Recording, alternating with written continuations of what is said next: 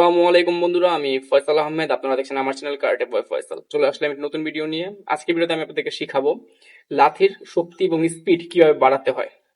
তো বন্ধুরা, কেউ যদি লাথির শক্তিটা খুব বাড়ানো খুব জরুরি, কারণ লড়াইয়ের ক্ষেত্রে লাঠিটা ব্যবহার করতে হলে অবশ্যই যদি লাঠিতে শক্তি না থাকে আপনি লাঠি ব্যবহার করতে পারবেন না। কারণ শত্রুপক্ষকে আক্রমণ করলেন কিন্তু সেটা কোনো কাজ হলো না, তাহলে সেই লাঠি ব্যবহার করার দরকার নেই। তো আমার এক ফ্রেন্ড, এক ভাই আমার কাছে এটা রিকমেন্ড করছেন যে ভাই উনি লাঠি শক্তি বাড়ানো নিয়ে একটা ভিডিও চান। তো আমি তার জন্য আজকে এই স্পেশাল ভিডিওটা, আশা করি এই ভিডিও তার কমেন্ট পাবো।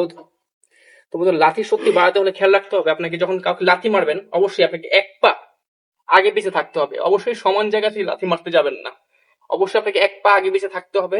ও পিছনে পায়ে আপনাকে লাথিটা মারতে হবে, যে পাটা পিছনে দিয়েছেন সেই পায়ে লাথিটা মারতে হবে, যাতে আপনি ফুল শক্তিটা কোমরের শক্তি দিয়ে আপনাকে লাথিটা মারতে পারেন। কারণ সামনে পা দিয়ে মারতে গেলে ফুল এনার্জিটা পাবেন না, আপনাকে কোমরের শক্তি অ্যাপ্লাই করতে হবে।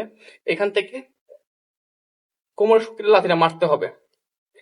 যে লাথি মারেন না কেন, আপনি এটা মারতে পারেন, এটা মারতে পারেন, কিন্তু অবশ্যই পিছনে পায়ে মারলে প্রচুর শক্তি দিয়ে মারতে পারতেছেন, কারণ এখানে আপনি কোমরের পাওয়ারটা অ্যাপ্লাই করছেন। অবশ্যই ফাইটিং স্টান্সে থাকবেন।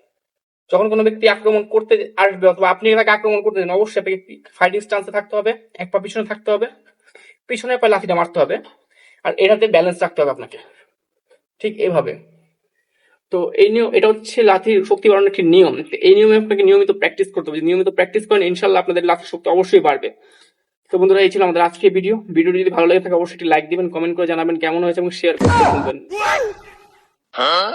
क्या सीन है আজকে আমারে সারাই একলা ভিডিও করে বলতে স্বার্থপর থাক তোর ভিডিও তুই কর করিস না, সেলফ ডিফেন্সের ভিডিও না এটা। না থাক তুই কর তোর ভিডিও আমি দেখি আয় কই যা কিছু করবো না অডিয়েন্স রেডি দেখি। তো বন্ধুরা, আজকের মতো এই পর্যন্তই। সবাই ভালো থাকবেন। আসসালামু আলাইকুম।